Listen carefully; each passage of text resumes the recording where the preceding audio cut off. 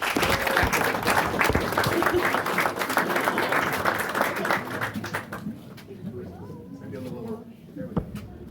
we're roughly the same height.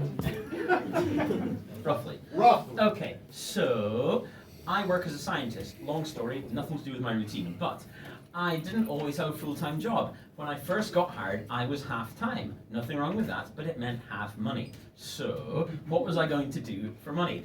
Of the many jobs I worked, including, wait for it, a jelly bean machine repair operative. That's a story for another time. Anyway, but I also was a door-to-door catalogue salesman, which sounds like the preface to a joke anyway. And the way it worked was basically you would go through suburbia. We had our own turf, our own route.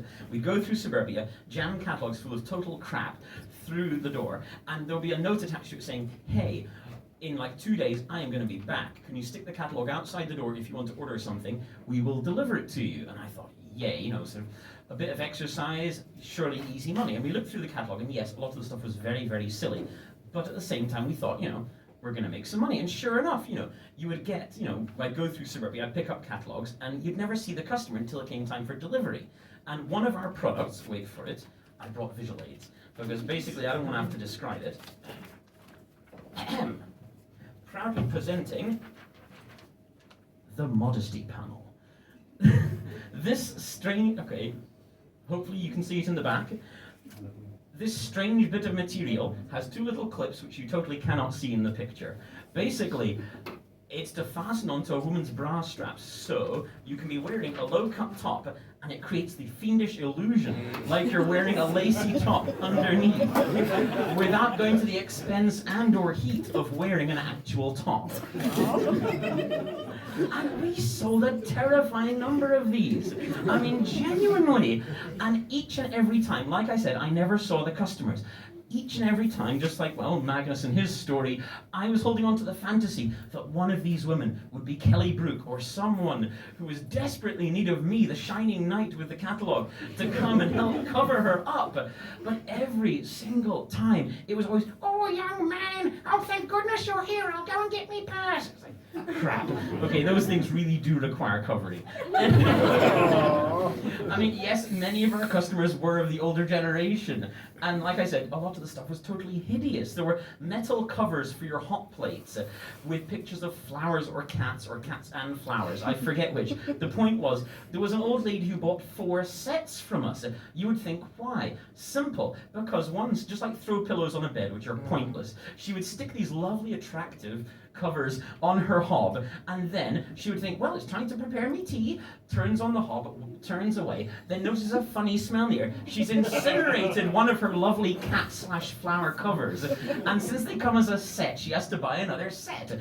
And she was so nice about it and so embarrassed every single time. It's like, oh yes, another set of these for me. It's like, you really must love this. No, it's because I burnt the front left one again. I always do that. It's like, fair enough. But also, when we inherited our route, you know, they said, you know, okay, the following streets are yours. And that was it, except for they said, now number 13 on this street, don't deliver there. And they didn't say why. And we thought to ourselves, well, that seems odd. I mean, if a customer says, no more catalogues for me, you have to say, okay, never a catalogue again. But this guy didn't say he didn't want them. They just said, don't deliver them. And we thought, well, why ever not? So we stuck a catalogue through the door.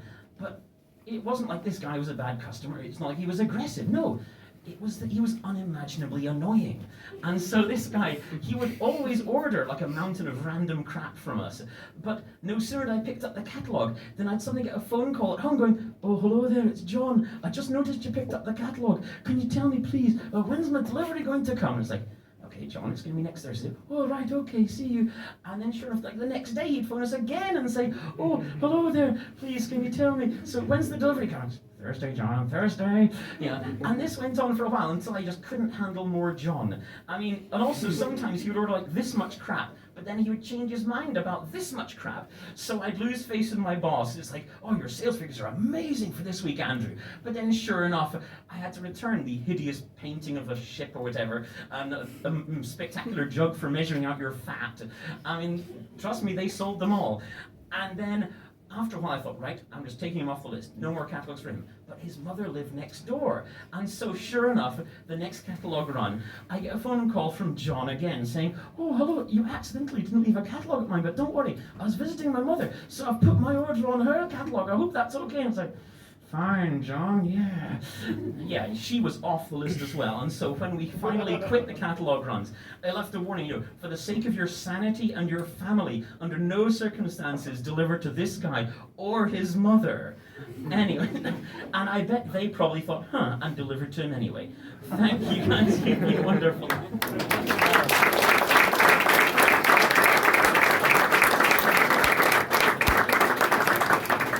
All right, give it up again for Andrew.